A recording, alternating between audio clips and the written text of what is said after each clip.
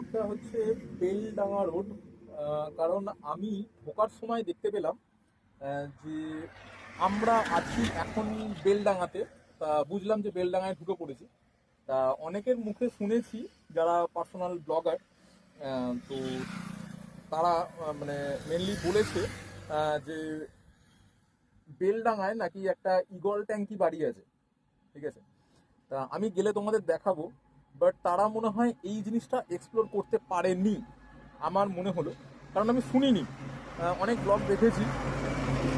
আমি এই রোডটা দিয়ে আস্তে আস্তে দেখতে পেলাম, মানে ওটা আপের এটা ডাউনের। তো আমি আসার সময় এটা দিয়ে দেখতে পেলাম এই একটা ট্যাঙ্কি। ঠিক আছে, এইটা কি, আমি প্রথমে দূর থেকে দেখে ভাবলাম ওলা উবের গাড়ি।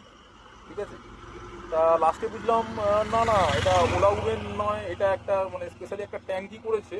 কারণ পেছনে একটা ট্যাঙ্কির দেখা যাচ্ছে, কারণ ক্যামেরাতে এত জুম করা সম্ভব নয় ওরকম ভাবে। বাট ভালো লাগলো দেখে। ওপরে গাড়ি উঠে গেছে, আমি ভাবলাম ওপরে কি পার্কিং, বুঝে পাইনি। ঠিক আছে, যাই হোক। তোমাদের আমি বলছিলাম যে আমি তোমাদের বেলডাঙায় দুটো পপুলার একটা মানে জিনিস দেখাবো, মানে অনেকেই ব্লগে দেখায়। তা দেন দেখো তোমরা, তোমাকে বলছিলাম না একটা গ্লোব ট্যাঙ্কিওয়ালা বাড়ি আছে, আর একটা ঈগল ট্যাঙ্কি একটা যুক্ত সমেত বাড়ি আছে। দেন অনেকে ব্লগে আমি দেখতে পাই। বাট আরেকটা জিনিস তোমাদের দেখিয়েছি, যেটা দেখতে পাবে একটা বাড়ির ওপরে, মানে ওই ঈগল ট্যাঙ্কি, ওই ট্যাঙ্কি নয়, তোমার উঠে গেছে, মানে গাড়ি উঠে গেছে। ঠিক আছে, এইটা দেখো, দেখতে পাচ্ছ?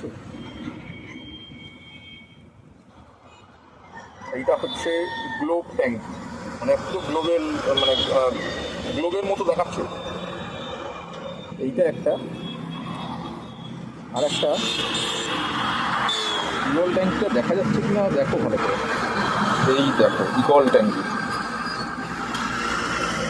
দেখতে পাচ্ছ? মাইরি কি শখ! এরকম যদি শখ আমরাও পালতাম খুব ভালো হতো। আমার ইচ্ছা ছিল কিছু একটা করব, কিন্তু আর হলো কই।